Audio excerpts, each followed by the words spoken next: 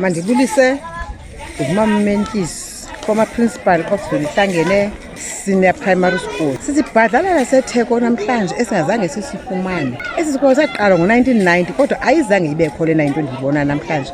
Kuhle kakhulu. Ilali yethu yiMahlathini location kuNomadanga. Siyabulela kakhulu ngentsebenziswano.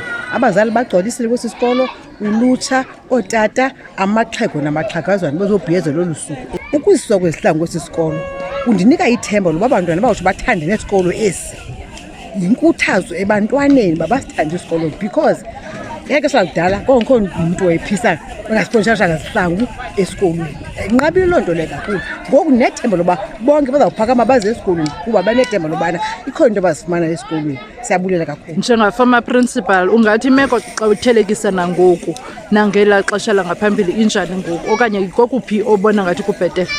Imeko ngela xesha langaphambili okuhle kakhulu ngoku, kumnandi, zonke izinto zilula, kuyabuleleka. Okunzima kakhulu ngaphambili babesizake hamba ngeenyawo abantwana esikolweni. Ade mnyangezi athi andinazihlangu zesikolweni aphethe engafundanga. Ndiyabulela. Igama lam ndinguNosityhilelo Bavuma, uprincipal walapha esikolweni eZolihlangene. Kumnandi kakhulu namhlanje. Akhange sibe siyivile iholideyi, oko simaqhaphethu silungiselela olu suku.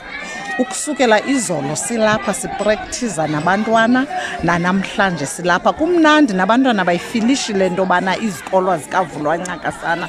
Kumnandi kubo, bazinikezele nakwi-activities abazenzayo ezikhulisa imfundo. Akukho nto bangayenzanga abantwana because batrayiniwe ezintweni zonke, bakheka holistically. Because bakhona abantwana ekunzima kwezemfundo kodwa ngenxa ye-activities ebeziqhutywa apha sibabonile abantwana benezakhono ezihamba emva babanako ukugqama.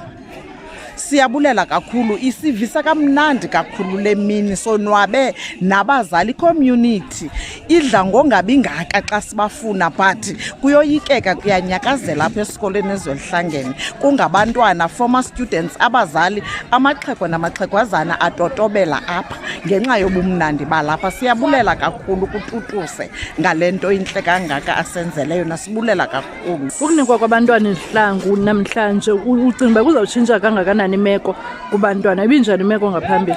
Imeko yabantwana ngaphambili bebengafani, bebekhona abanazo, bebekhona abangenazo. Sibona into yoba imfundo iyawukhula kakhulu because bawusoloko benalo mbono othi esikolweni sifumana isihlangu, bafunde ngakumbi, unyusa izinga lezemfundo.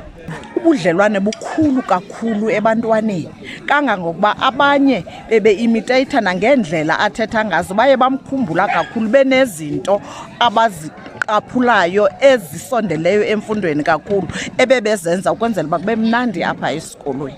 Ngokwale mini yanamhlanje sibe ngengathi sesedolophini, yabe ibonakala okokuba le nto yenziwayo yinto ehoyiweyo eyenza nabantwana aba bethu abasesesikolweni ibingangase kukanti bawuzeka mzekweni kulena into ko thina safunda ngesilate ude uyofunda u-standard 6 uphethe isilate.